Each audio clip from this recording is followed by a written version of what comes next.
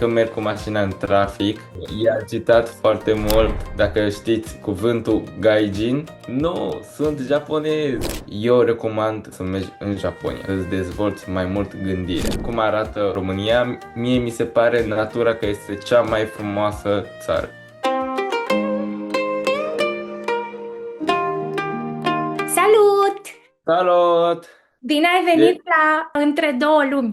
Bine am venit, Andra! Eu sunt Kenji. Îmi pare bine de cunoștință, Kenji. Te-am urmărit pe Instagram, îmi plac foarte mult, sunt foarte haioase videourile tale și faptul că vorbești și limba română mi se pare fascinant. Mulțumesc frumos, mulțumesc frumos. Eu chiar, nu știu, acum am venit anul trecut în iunie, în România a trecut aproximativ 8-9 luni, cam așa, nici nu mai știu să fiu sincer și eu. Cu limba română îmi zice mulți oameni că mă descurc, dar pentru mine încă nu pot ca să mă exprim de mine, dar în fiecare zi încerc ca să mă dezvolt. Să Asta știi că e. vorbești foarte bine. Spune-mi, știu că mama ta este româncă și tatăl tău este Da, japonez. Mama da. ta vorbea cu tine limba română când erai mic? Deci mama mea vrea ca să mă învațe foarte mult limba română ca să nu o uit, că era cultura ei, unde s-a născut ea și trebuia ca să știu și despre limba română.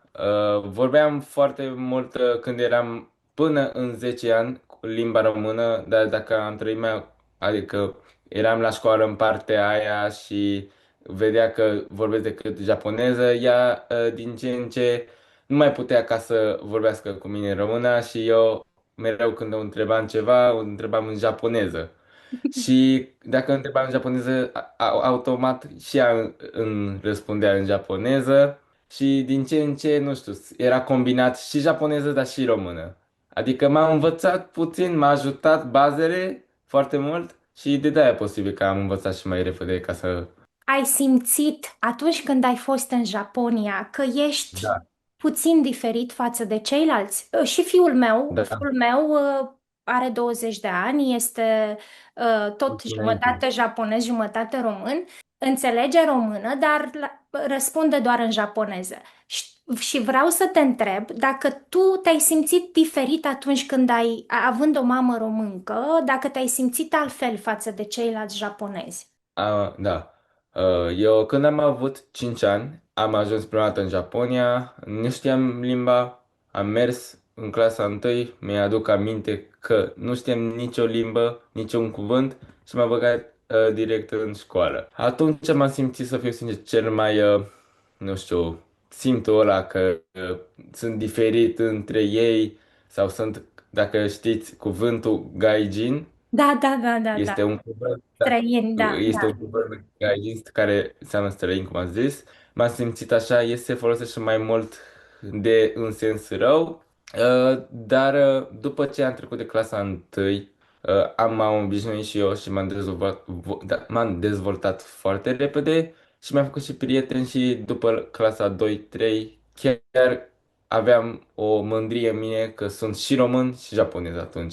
Și cu mama nu mi-era rușine ca să merg pe stradă. Deci, Ai avut parte de bullying la școală pentru că mama ta era străină? Pentru că eu am avut da. aceste probleme și de-aia te întreb. Da, eu personal, cum am zis, până la clasa 1, adică înainte ca să trec clasa 2, am avut din păcate lucrul ăsta. Era motivul că uh, nu știu limba foarte bine și eram nivelul mai jos decât ei. Da, da, da. Și se vede că sunt din altă țară și de asta era cu bowling. Dar a fost o experiență bună că m-a pus ca să învăț și mai mult. Spune-mi, te-a determinat sau de ce ai ales să studiezi în România? Deci, visul meu este să călătoresc în mai multe țări. Nu vreau ca să rămân într-un loc și ca să fac toate experiențele, să le simt pe pielea mea. Și până acum am trăit în Japonia și m-am gândit că dacă stau decât în Japonia și o să fac acolo facultatea, dacă Japonia este o țară care este decât apă, adică mare împrejur, este Iceland, și mă gândeam că e cam greu ca să merg în fiecare weekend în alte țări. De am venit în România, apreciez și foarte mult cultura România, că ei se distrează foarte mult în sens bun și e mai aproape de mai multe țări. Și asta mi-am ales ca să îmi deplim eu visul mai repede. Am înțeles. Ce îți place cel mai mult la români? Ce te surprinde la țara noastră și a ta, de altfel? Deci, 100% prima dată la oameni, îmi place că sunt foarte, foarte liberi, ca să zic. Ce înseamnă liber pentru mine? Poate ca să zic, adică zice opinia lor cum simte, nu minte, adică, uite, am luat eu o haină, dacă nu îmi stă bine, îmi zice direct că nu îmi stă bine. Sau nu mă reprezintă Avantaja. haina. Da. Exact. Și asta este un lucru, eu gândesc de bine lucrul ăsta. Îți dai seama și ție că nu stă bine sau și partea de partea de cum arată România, mie mi se pare natura că este cea mai frumoasă țară la natură. Îți place mai mult Da. decât Japonia? Eu zic că da. Crezi că sistemul de învățământ este diferit față... Bine, ai studiat anii de liceu, gimnaziu în Japonia și universitatea acum o faci în România. Da. Bineînțeles că diferențele dintre anii de studiu sunt diferiți în a Da. învăța la gimnaziu sau liceu și a învăța la facultate. Cum ți se pare viața de student în în România? Viața de student în România mi se pare că este foarte, nu știu cum este în Japonia, că nu am fost la facultate, cum am zis, dar trebuie ca să te documentezi tu foarte mult. Adică nu-ți dă toți profesorii fix ce trebuie ca să înveți sau mai mult detaliat. Și asta este un lucru și de bine și de rău, că e bine că trebuie ca să te interesezi tu mai mult și ca să îți dai seama ca să fii pe puterea ta. A doilea lucru de ce nu e bine, că nu o știi de unde să o iei. Și asta este, în Japonia, nu știu, până în liceu îți dădea foarte multe detalii de unde ca să iei carte, de unde, adică te învăța foarte mult profesorul, tot ce trebuia. Dacă ar fi să explici Japonia în trei Da. cuvinte unui român, cum ai explica? Trei cuvinte. Ordonat, frumos și eficient. Ok, și dacă ar fi să explici unui japonez România în trei cuvinte, cum ai? Uh, Libertate, natură și open mind. Cam Oh, așa o să fie. mai. Da. Spune, ai vreun loc preferat în Japonia? Unde îți place cel mai Da, mult în da. Japonia și unde în România? Ca să facem așa o Da. paralelă, dacă tot... Deci, mie, ok. Mie mi-a plăcut foarte mult. Eu stăteam în Osaka. Este un loc foarte frumos și deci este foarte în mijloc, să zic. Acolo, în Osaka, sunt foarte multe restaurante și cel mai mult mi-a plăcut că în Osaka este un building care este foarte înalt. Exact. Meda Building, nu? Da. Un Da. mega building și de acolo îmi plăcea view, era foarte frumos. Și atunci, dacă te uiți de sus în jos, e diferit tot. Nu, în România n-ai cum ca să vezi view-ul ăla, că este altfel de construit, cum se construiește casele sau building. Deci acolo mi-a plăcut, mi-a impresionat și acum o țin minte foarte bine momentul ăla. În România? În România, de exemplu, noi nu avem foarte, foarte înalt building, dar în loc avem foarte mari munți Ok. sau astea. De exemplu, eu chiar acum, nu știu, 2 luni, acum 2 luni am mers în Brașov și acolo nu mai știu cum se chema, era ceva cu nu Călimănești, nu. Era un munte care, înainte ca să... Da. Și ți-a plăcut acolo foarte mult, zona aceea? Da, exact, asta vreau să zic. Era foarte și înalt, era foarte natură, cu oi, cu toate, adică mie mi-a plăcut să fiu sincer acolo. Am înțeles, să înțeleg că îți place foarte mult zona asta naturală, partea a Da, naturii. da, da, da, Spune-mi, da. ai vreo mâncare preferată românească? Deci am trei, dar dacă am prima mămăligă cu brânză, a doua este shawarma. Nu, da, shawarma. Nu Deci zic ca nu știu, shawarma românească, nu știu dar, dacă este da, românească, e bună, da. dar este shawarma, să fiu sincer, diferită tot, ca cum face românii. Da, da, Da, da. de asta am băgat-o. Și a treia este sarmalele. Îți plac sarmale. Și Deci, în Japonia ai vreo mâncare preferată japoneză? deci și acum câteodată vreau ca să mănânc sushi. Nu are gustul la fel ca în România. Aș dori ca să mănânc sushi. Câteodată mi postă foarte mult noaptea ca să mănânc sushi. Sau okonomiyaki sau Da, takoyaki. Dacă takoyaki. știi. Da, da, Da, da. Și mie îmi plac și în Osaka, într-adevăr, sunt grozave. Deși takoyaki da. și okonomiyaki și sushi, da. Și eu mănânc în Japonia, una dintre mâncărurile mele preferate e sushi. Și Mhm, mhm. într-adevăr, oriunde ai merge, nu e ca aici. Exact. Spune-mi, te simți vreodată singur în Japonia, în România? De exemplu, nefiind locul în care ai crescut o Mhm. bună perioadă, înțeleg că bănuiesc că ai familie și în România, dar te Da. simți cumva câteodată că ți-e dor de Japonia sau te-ai integrat foarte bine în România și nu simți? Deci simt, zic de la rezultat, eu simt că sunt singur. De ce am gândirea asta? De când eram mic, acum mama și tata este în partea de Japonia și eu sunt în partea asta. Și eu nu am nici suriori, nici frați, nu, Singur adică la sunt părinți, singur. da. Sunt singur la părinți. De când eram mic, aveam o gândire că unde este mama și tata, acolo este casa mea. Bun. Și nu știu, acum m-am stabilit aici, am cameră, stau bine, știu că am și familie în București, dar totuși mă simt singur sau câteodată mă gândesc de ce am venit. Și Dar ai prieteni, alți prieteni japonezi, de exemplu, pentru că în București știu că mai sunt și alți da, japonezi. da, da, da.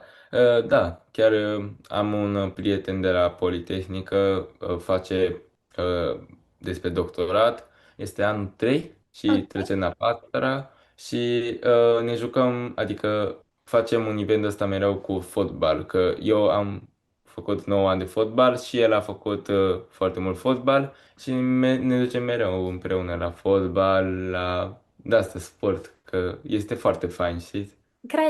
Cred. Adevărul e că atunci când ești într-o țară străină, e atât de important să ai pe cineva din țara ta cu care să împarți cumva aceleași Da. obiceiuri, dacă aș putea spune Da, așa, da, nu? da, da, da, Am înțeles. da, da. Uh, Cum a apărut ideea contului tău de Instagram? Deci, prima dată vroiam ca să știe mai mulți oameni despre mine, adică nu despre mine, despre situația mea. Ok. De ce?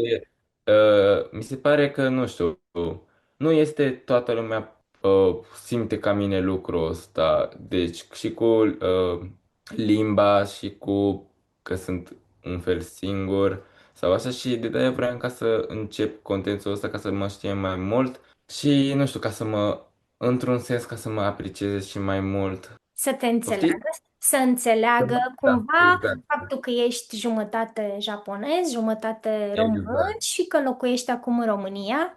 Da. Și spune-mi, știu că ai urmăritori atât români cât și japonezi. Care Da. sunt care sunt mai comunicativi sau cum reacționează românii la contentul tău și cum reacționează japonezii când văd ceea ce explici tu despre România? Că uneori ai content și în japoneză. Da, da, da, da. De exemplu, românii zice foarte, adică sunt, nu știu, zice mai mult, foarte mult opinia lor despre video meu și îmi place și lucrurile astea, cum reacționează. Japonezii zice mai mult că, wow, ce tare este sau ceva mai, adică nu zice opinia lor și zice ce șmecherie sau așa direct, știți? Asta este diferența, cred eu. Crezi că japonezii sunt interesați de România? Eu zic că da. Și cel mai mult cred că e interesant despre natură. Uh, Am făcut odată un video despre Brașov. Mi-aduc aminte că m-am uitat pe portfolio după aia și din Japonia a avut acces foarte cel mai mult. Deci eu cred că de natură mai ales are foarte mult interes ei. Care este cel mai mare misunderstanding, dacă aș putea spune așa, cultural pe care l-ai trăit? Cea mai mare neînțelegere culturală pe care ai trăit-o tu de când ești în România? Deci, 100% este cu timpul. Ce înseamnă timpul ăsta? De exemplu, autobuzul, acum avem o aplicație care se cheamă Info și acum vedem unde este autobuzul, scrie că vine în 5 minute, dar de fapt durează 10 minute. Încă nu este 100% la fix ca în Japonia. Sau profesorii, să zic că avem de la ora 10 cursurile și vine la 10 și 20 de minute. Nu știu, încă nu sunt foarte acomodat cu timpul ăsta, că întârzie foarte mult și, de exemplu, am elevi care meditez și limba japoneză și uh, toată lumea nu vine la fix. De exemplu, ieri am avut 20 de minute care a întârziat și, într-un fel, este puțin cam, nu știu, nu te simți bine cu lucrul ăsta, că dacă m-am învățat așa de ordonat în partea aia cu timpul, da, eu Este cred greu să te că adaptezi, este greu. Asta a fost cea mai mare cultura șoc al meu despre România. Spunem, dacă ar fi să păstrezi două valori din fiecare cultură, care ar fi acelea? Două Deci, valori de bază a două. Japoniei și a României. A României sinceritate, Ok. ca să o păstrez cum o are acum. Și cu libertatea asta că poți ca să faci ce vrei tu și un probic, așa. Deci asta două vreau ca să o adauge și în Japonia. Bun. Deci Japonia vreau ca să păstreze politicos cum e ei, așa foarte educați, are răbdare, mai ales când mergi la un magazin în Japonia, este foarte, te simți ca un kami-sama în Ca un japoneză. Adică, împărat, ca un exact, Dumnezeu, ca un... exact asta Da. zic, da. Știi că în Da. Japonia e că clientul nostru, stăpânul nostru. Exact, exact. Asta e. Crezi că Da, a fi născut în da. două culturi, deci să ai Mhm. două rădăcini, una românească, una japoneză, este un avantaj sau un dezavantaj? Eu zic că este un avantaj foarte mare. Mai ales, nu știu, caracterul meu este ca să mă dezvolt mai mult mereu și ca să învăț ceva nou, ca să văd mai multe perspective, mai multe gândiri și eu cred că, nu știu, este mai bine ca să vezi ambele culturi. Știu că în Japonia uh, nu poți avea două naționalități, dacă nu mă înșel. Adică poți să ai două pașapoarte, dar până la 21 de ani. Eu sper să se schimbe această, mai ales pentru cei care, la fel ca și tine, la Da, fel ca și da. fiul meu, au rădăcini din două Mhm. țări.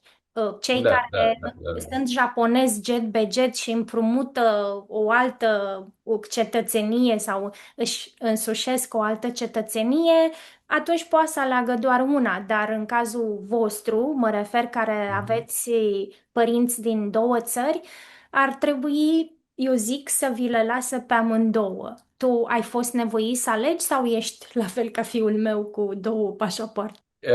Eu nu m-am pus ca să ales. Aveam și eu două pașapoarte, două card de identitate. S-a interesat și mama mea foarte mult despre lucrul ăsta. S-a dus și a trimis și ei un mail la ambasadă și a zis că ce trebuie ca să facă, ca să aleagă sau nu. Răspunsul a fost de la ambasadă că nu trebuie ca să alegi. Deci, lucrul ăsta înseamnă că ai voie dublu cetățenie sau încă nu știu, sunt 100% Am sigur. înțeles. Asta trebuie ca să o fac chiar când o să merg data viitoare în Japonia încă o dată, ca să mă interesez despre lucrul ăsta, dar pe moment am dublu cetățenie, cam așa o să vină. Ce spui, ce ai vrea să transmiți românilor care te privesc și care, nu știu, ai vrea să înțeleagă mai mult despre Japonia, să te primească cu brațele deschise, să fie mai îngăduitori, nu știu, în ceea ce faci sau, nu știu, ce ai vrea tu să le transmiți românilor? Ce mesaj? Eu aș dori ca să transmit mesaj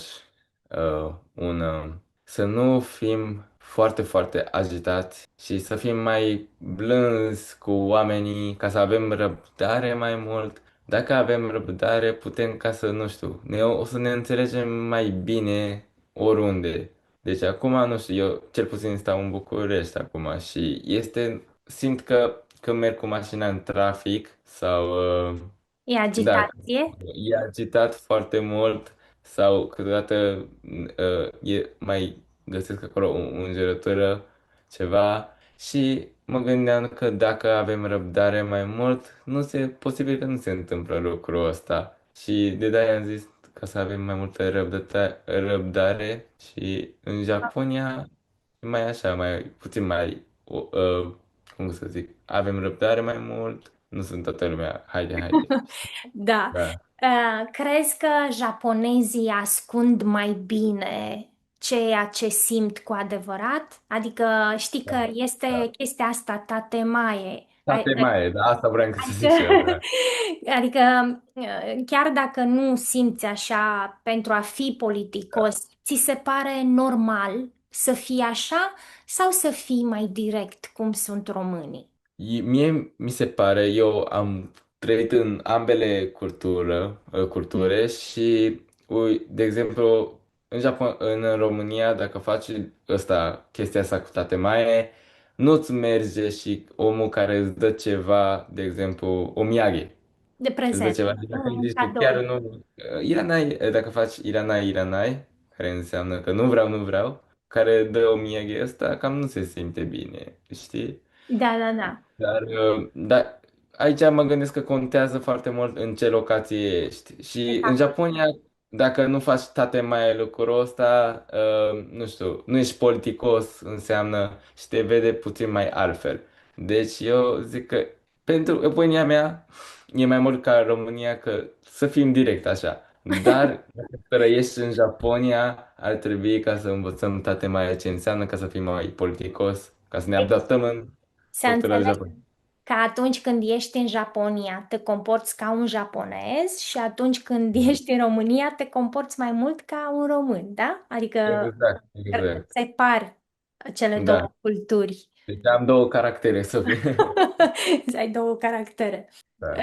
Spune-mi, dacă ar fi să ne privească Mhm. studenți români care vor să meargă să studieze în Japonia, ți se pare Japonia adică pentru cineva care ar termina o facultate în Japonia, crezi că e o opțiune bună față de o facultate în România? Tu ai spus că ai vrut să vezi latura asta, să Mhm. dezvolți Da. mai mult, să mergi să vizitezi, pentru că Japonia Da. nu-ți permite. Dar crezi că sunt oportunități și în Japonia? Eu zic că foarte multe și are foarte multe beneficii dacă mergi cu facultatea în partea aia, că eu am simțit pe pielea mea, eu sunt pe domeniul de matematică și informatică. Liceul a fost la fel cu despre info și am învățat foarte multă matematică. Dar cum rezolvă japonezii și românii este diferit tot, adică japonezii are altă gândire despre o problemă. Pe mine m-a ajutat cel puțin gândirea asta de japoneză. Bun, dacă mergem în român, un student român în Japonia, o să fie 100% altă gândire și poți ca să înveți mai multe gândiri. Dacă vrei ca să fii profesional pe ce vrei ca să studiezi, eu recomand foarte mult ca să mergi în Japonia, ca să îți dezvolți mai mult gândirea. Da, și fiul meu studiază matematică fizică la o Mhm. facultate de stat aici în Japonia și chiar mă gândeam că spunea că masteratul ar vrea să meargă nu știu dacă România sau orice altceva În și altă țară. uite, Da. faptul că mi-ai spus tu că e diferit sistemul de calcul, nu am știut Da. și Da. e grozav că ai spus lucrul ăsta pentru că cei interesați se pot pregăti mult mai bine. Îți, Exact. îți pare rău că ai dat la o facultate, adică după ce românească față de cea japoneză, crezi că după ce termin facultatea în România te poți întoarce în Japonia cu facultatea să lucrezi sau să te angajezi? Eu zic că da, eu noroc că este acum și pe informatică despre IT sau astea, că dacă ești pe IT și cum am zis, la facultate nu te învață foarte multe chestii și poți ca să înveți foarte mult singur.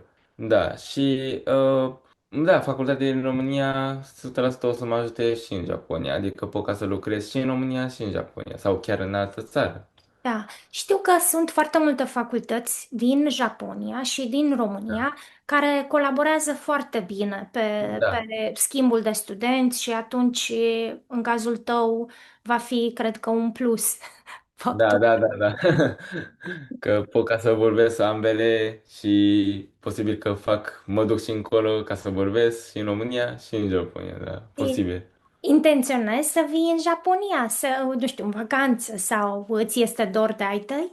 Da, 100% mi-e dor de ai mei. Aș dori ca să merg, nu, dacă am timp. Da, mi-e dor. Deși de mâncare. De De sushi. orice. Exact, și de mâncare.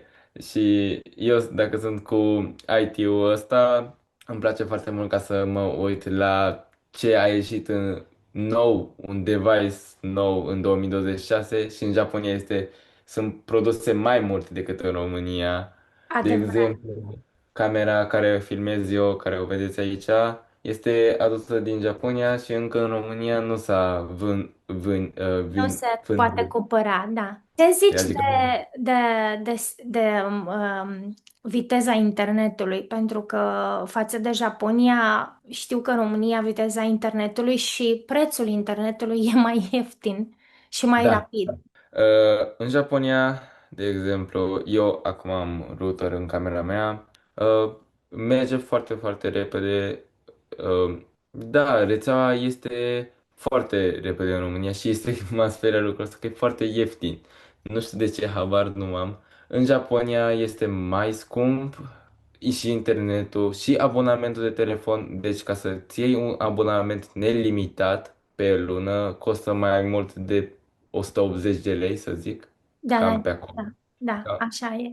Aproximativ, ca să fie un abonament 180 de lei, mi se pare wow, care în România e 40 de lei maxim. Crezi că România, față de Japonia, pe anumite domenii, este mai avansată, de exemplu, pe chestiile astea digitale? Pentru că eu uneori simt lucrul ăsta, dar tu, trăind acum, eu locuiesc în Japonia mai mult decât în România, dar cum Mhm. vezi tu, simți chestiile astea? Adică în Japonia, cum spuneai, tehnologia e mai avansată, găsești foarte multe chestii pe care în România nu le găsești de cumpărat. Dar, din alte puncte de vedere, crezi că România este mai dezvoltată pe anumite domenii față de Japonia? Dacă, de exemplu, și în IT sunt mai multe categorii despre lucruri ca să faci, în Japonia este foarte, foarte bun ca să facă și programul, dar ca să facă ca să fie produsul foarte, foarte calitativ. În România tot e bun și foarte multă programul, dar produsul este puțin cam necalitativ că se uită și la preț ca să fie ieftin. Și în România este mai mult bazat, mi se pare că am văzut foarte, foarte multe site-uri din România, care este cu web designer sau astea, sunt avantaj mai mult decât în Japonia. Deci site-urile din România sunt mai frumoase decât cum este în Japonia. Mă gândeam să le spui celor care te ascultă, de exemplu, Dacă te-au confundat vreodată oamenii cu un chinez. Ok. Uh, Deci, chiar alaltă ieri mi-aduc aminte. Am trecut cu mașina la Auchan. Este un supermarket care e foarte mare. În parcare se uită câțiva la mine. Chinezul mă strigă și eu i-am zis că eu de fiecare dată îi zic că nu, sunt japonez. Și după aia face toată lumea, wow! Și da, eu simt de lucrul ăsta că este normal românii sau care nu este o țară Asia ca să gândească că am ceva asiatic și crede că sunt chinez. Este normal, nu mă supăr Asta niciun pentru pic. că sunt mai mulți chinezi Da, în România decât România. japonezi? Da, da. Deci chinezii am văzut că sunt foarte mulți. De exemplu, un market de China, adică un mini shop așa, sunt foarte, foarte multe, dar pentru un mini magazin de Japonia nu există și există Japonia și cu Coreea, gen, sunt Da, combinate. pentru că sunt De, puțini cei care da, cumpără și exact. atunci le îmbină. Exact, asta vreau ca să zic. Da, dar eu nu mă supăr nimica dacă îmi zice chinez, dar decât îi răspund că nu sunt. Știu, am pățit asta cu fiul meu când am mers în România, când era mic și pentru că are fața asiatică mai mult Da, decât da, da. român, adică îl vezi mai mult asiatic decât român, Mhm, i-am mhm. pus I am Japanese, știi? Ca să nu mai zică lumea că e chinez, pentru că, na, nu neapărat că mă simțeam ofensată, dar, na, dacă el e japonez, Dacă, cred că s-au uitat mai mulți oameni la tricoul lui și da, la da. el, nu mai Da, da, mai ales dacă ai caractere de-astea japoneze. Dacă mai ai tu, eu știu, chestii care ai vrea să le spui despre diferențele culturale, despre... Deci, ultimul mesaj de la mine, cred că e mai mult, avem audience români. Bun.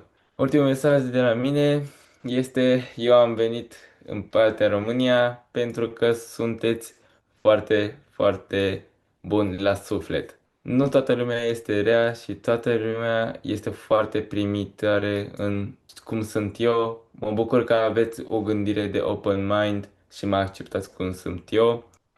Nu știu cum ca să vă mulțumesc că m-am adaptat atât de repede în România și vă mulțumesc frumos. Oh, ce drăguț! Și eu îți mulțumesc că ne-ai oferit astăzi din timpul tău Cu drag. și abia aștept să văd și să te urmăresc în continuare pe Instagram. Vă mulțumesc frumos.